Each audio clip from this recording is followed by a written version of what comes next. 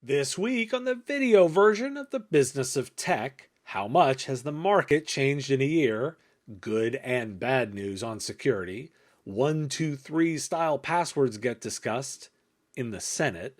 Moves from regulators to be aware of. The dynamics of labor because workers are quitting. Plus, how fast criminals use a phished account. All this and more. Hit that like and subscribe button, and let's get into this week's stories.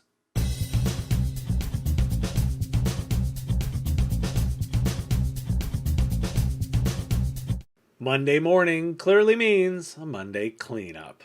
The Justice Department has created a task force for centrally tracking and coordinating ransomware and related crimes, including botnets, money laundering, and hosting. In case you missed it, Cox Media Group was hit with a ransomware, disrupting live streaming of TV, and the University of Florida, Health Central Florida, was also hit. A new ransomware strain, Payload Bin, is being attributed to the Evil Core gang, rebranding to avoid sanctions placed by the U.S. Treasury. Bloomberg News has follow-up to Colonial Pipeline's attack. How did the hackers get in?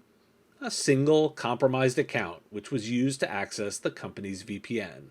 The company was for a legacy virtual private network, not routinely used by employees. It did not use two-factor authentication. Ransomware could cost $265 billion by 2031 per research from Cybersecurity Ventures.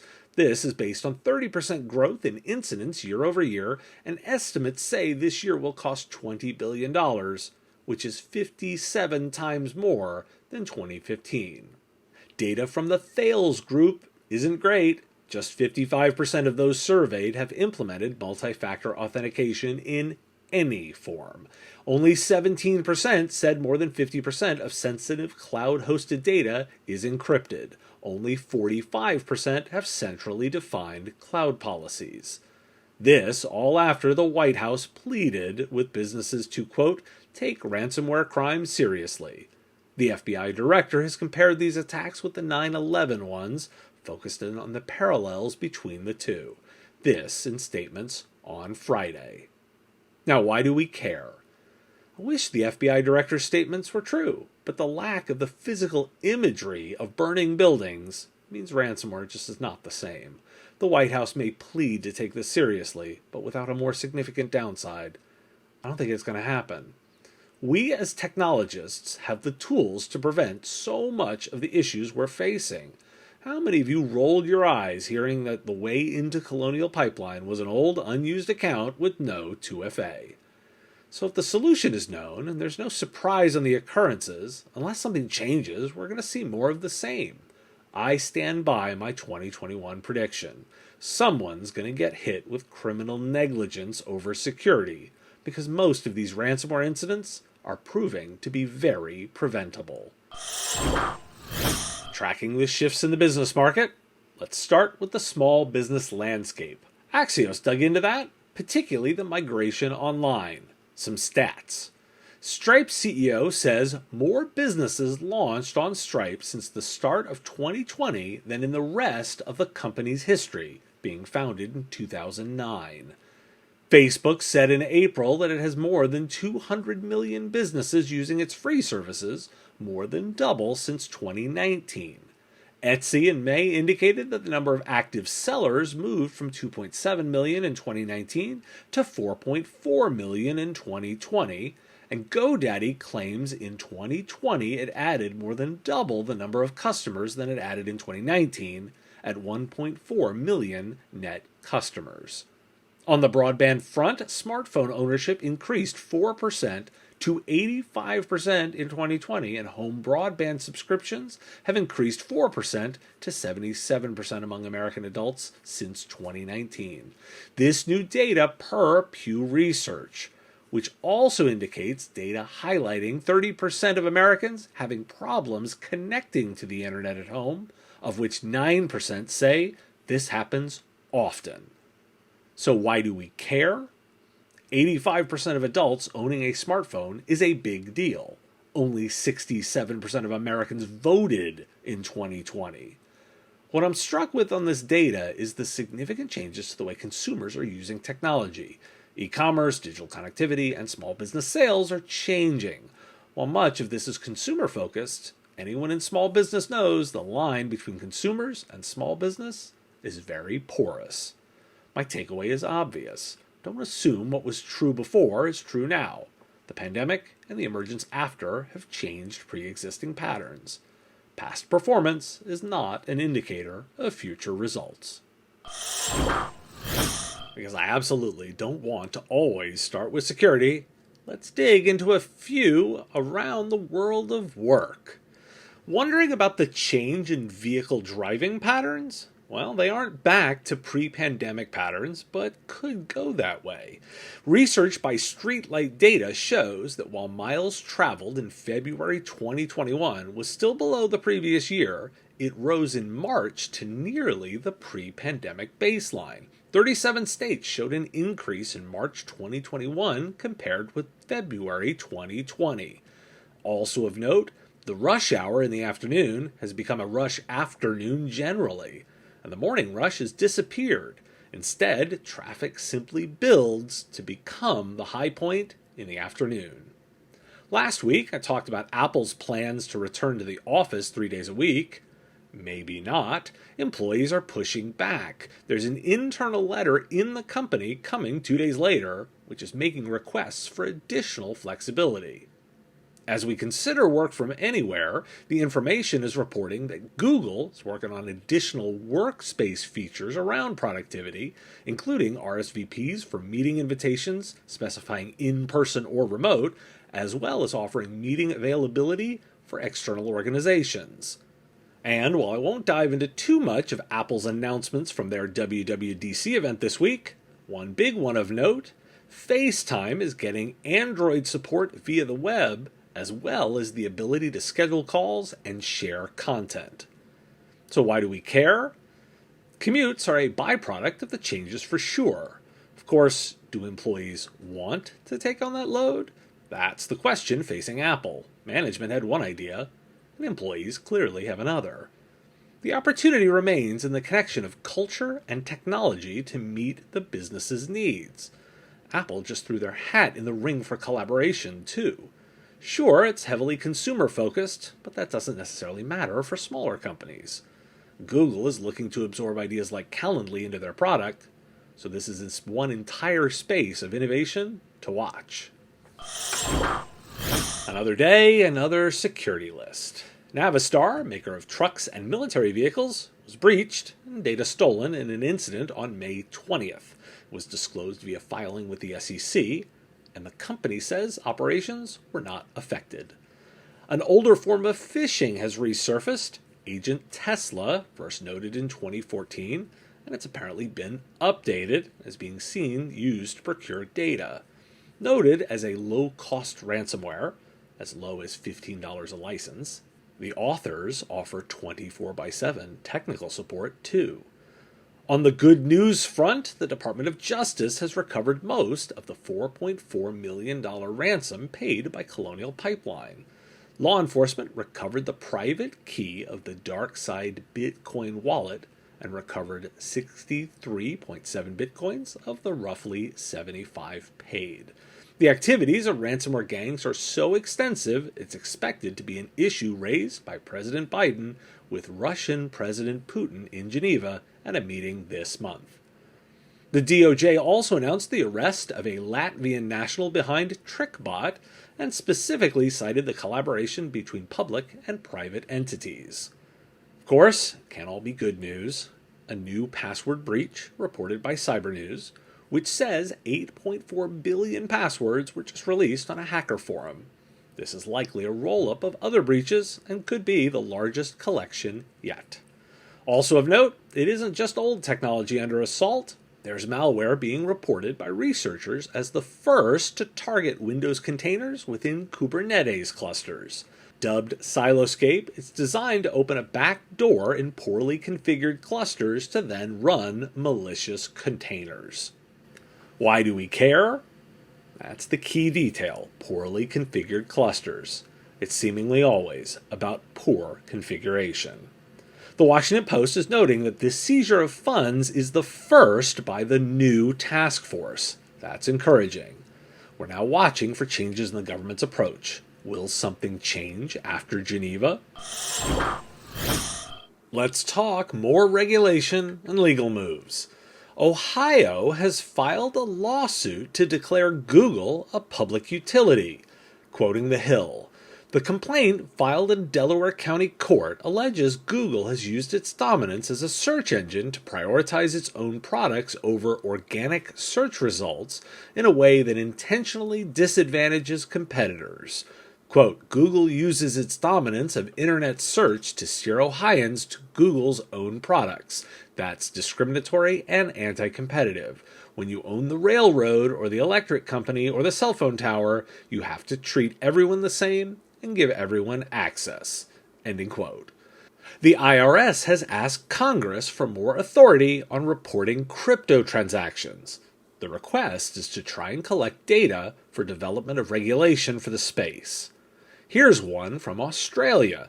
The government there is positioning to mandate their Essential 8 security controls for all 98 non-corporate Commonwealth entities.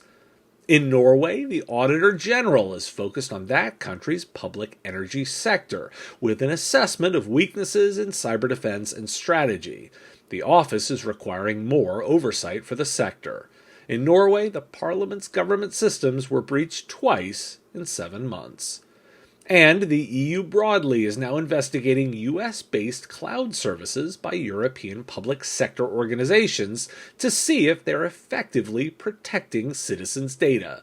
Microsoft and AWS are both being examined, as well as specifically Microsoft Office 365. So, why do we care? Thematically, governments are coming for technology. I'm intrigued by Ohio's move here around declaring Google a utility.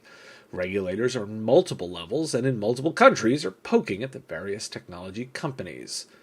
If you're an American thinking you don't care about EU regulations, think again. EU regulators are making changes to the way big US companies operate and how data is managed in their clouds. Plus, each of these governments is issuing guidance you should consider both in your own territory, but also to leverage any best practices. Why not borrow ideas? I probably need a clever security section name. Colonial Pipeline's CEO took the stand at a Senate hearing on Tuesday. He defended his organization as a victim of forces beyond his control, and directly addressed that account with not 2FA enabled. It was a complicated password. I want to be clear on that. It was not a Colonial 123 type password, he said. He later added that the company is now compliant with new cybersecurity regulations, quote, almost to a T. The FBI is clearly stepping up its game. They arrested hundreds in a sting operation using a fake encrypted messaging app developed by the Bureau and presented as a platform for organized criminals. Developed by the FBI and the Australian Federal Police, 20 countries cooperated in spreading the app. The system had about 12,000 total and 9,000 active devices. FINRA, which regulates U.S. securities, has warned brokerages about a phishing campaign which threatens penalties unless the victims hand over information to the attackers. The campaign uses a fake name@gateway-finra.org email address. Spain's Ministry of Labor and Social Economy was hit Wednesday. Their communications office and multimedia room went down. Now, why do we care? That FBI operation has been going on for quite some time. Kudos to them. This predates the rash of incidents we've seen reported on recently and points to often how long it takes law enforcement to get to the end. Detective work isn't like TV. It takes much more than a 60-minute show with 3 commercial breaks. I have to admit, I love the fact that a CEO is defending his password policy against a 123 style password. It's a comedic moment for sure, but it speaks to the change in attitude. It's very well known this is a bad idea. Doing it should result in consequences, should being the operative word. Want to ask, why do we care?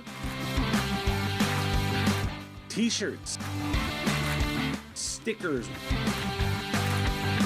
water bottles, and even aprons. Pick up some of our great stuff at the link in the description below and support the show directly.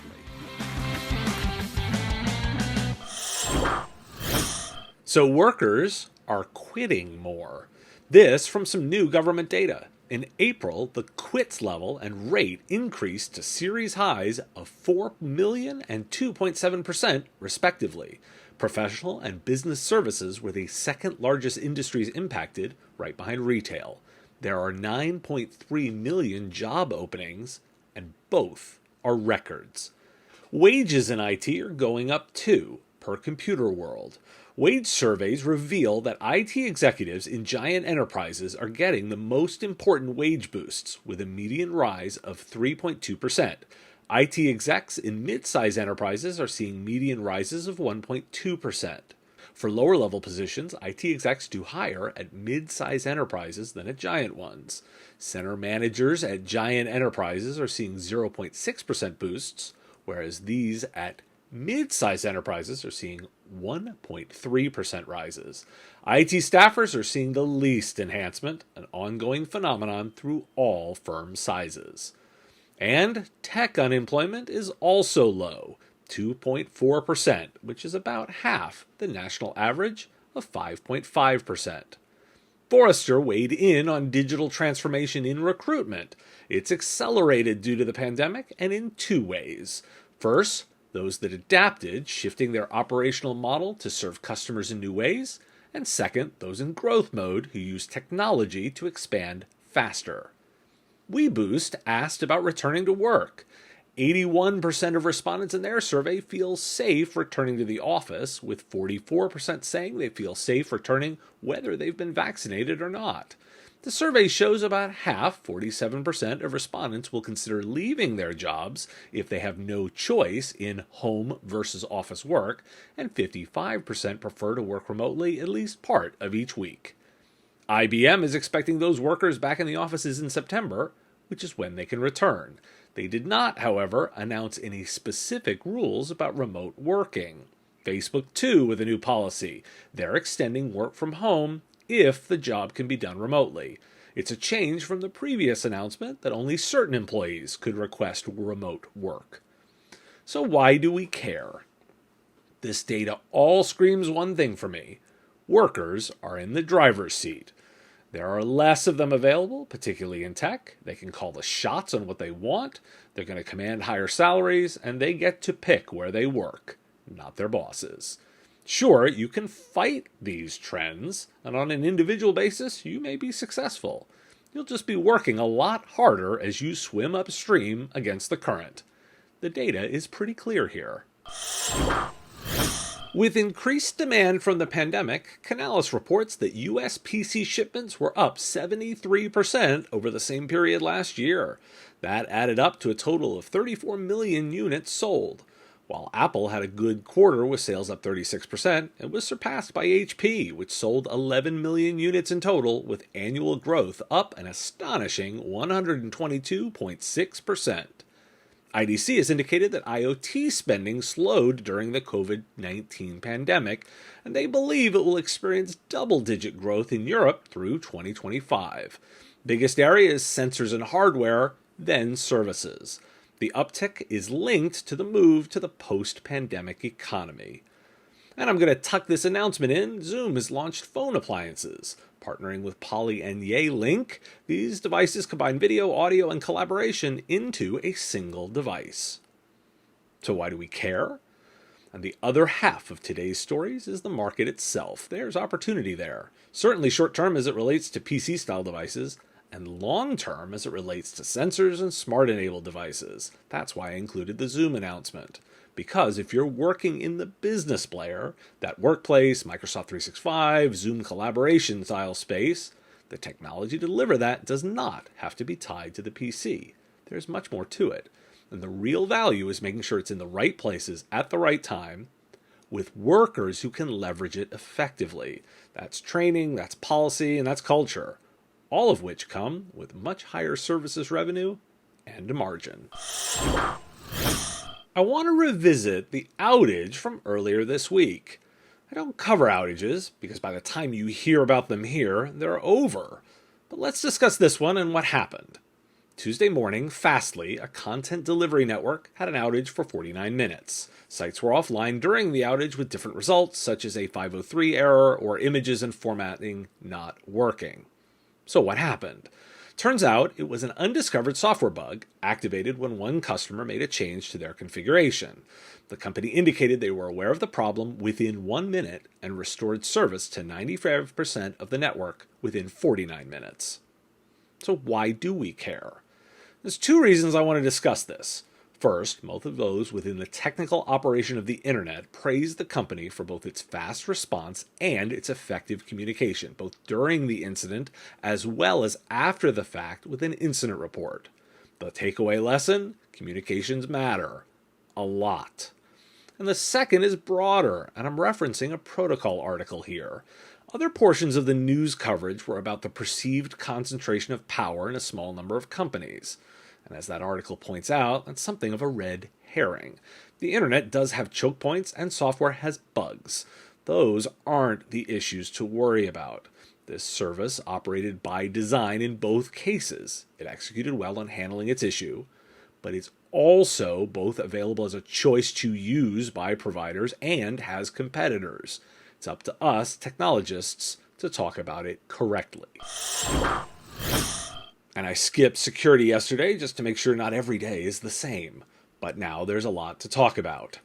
JBS, the beef producer hit by ransomware, confirmed they did pay $11 million after an initial demand of $22.5 million. They did so to prevent stolen data from being leaked and to mitigate possible technical issues. The quick timeline: when they spotted server irregularities and found the demand for a ransom, they called the FBI and began shutting down systems to slow the attack. They called in outside help and leveraged secondary encrypted backups to bring systems back up while maintaining the negotiations with the attackers. All the time, they kept law enforcement informed.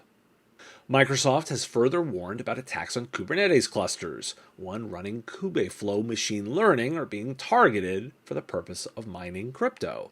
Attackers are scanning in advance and building a list of potential targets, which they come back to later. They used exposed Kubeflow dashboards, which should only be open for local access. And if you wonder how long it takes to leverage compromised accounts, Agari did some testing. Half of accounts compromised in phishing attacks are manually accessed within 12 hours of the username and password being leaked. 20% are accessed within 1 hour. This was done by planting a series of fake credentials across websites and forums to do the testing. There's a new double extortion operation called Prometheus. They're leveraging a new variant of ransomware Thanos, which has been available for well over a year. They've hit 30 victims across multiple industries, and Palo Alto's Unit 42 security team has highlighted them due to their rapid growth. Like others, they're deliberate. Research first, then tailored ransom demands. There's also a new collection of 1.2 terabytes of user data. NordLocker found this one. And a new breach Congress might notice, as iConstituent, a platform for politicians to reach residents, was hit this week, and about 60 members of Congress use the platform. CISA has a new vulnerability disclosure program for ethical hackers. The platform will allow civilian federal agencies to receive, triage, and fix vulnerabilities and share that information about security flaws with other agencies. The American Enterprise Institute has issued a call for corporate cybersecurity. The full statement is linked in the show notes, but of key note is a focus on corporate boards. Quoting the piece: in a 2020 PricewaterhouseCoopers survey, 2/3 of respondents said a cyber breach would reflect negatively on their fiduciary responsibilities as board members. Yet only 37% of respondents stated the board understood the company's crisis management plan very well, and just 32% said the board had a strong understanding of its company's cybersecurity vulnerabilities. Finally, going to send you into the weekend with a homework piece. Trend Micro has a long piece about double extortion, how the criminals work, and how to address it. It tracks the Neophyllum ransomware specifically as a case study and the 11-year development cycle from small product to full scale of leveraging zero-day vulnerabilities. And a headline? The way in is often weak credentials. So why do we care? There's a lot here today. The information is provided for education, but the AEI article is what I wanted to highlight. I've been focused here myself. It's about financial incentives. If boards start caring about these breaches, company performances becomes tied to cybersecurity.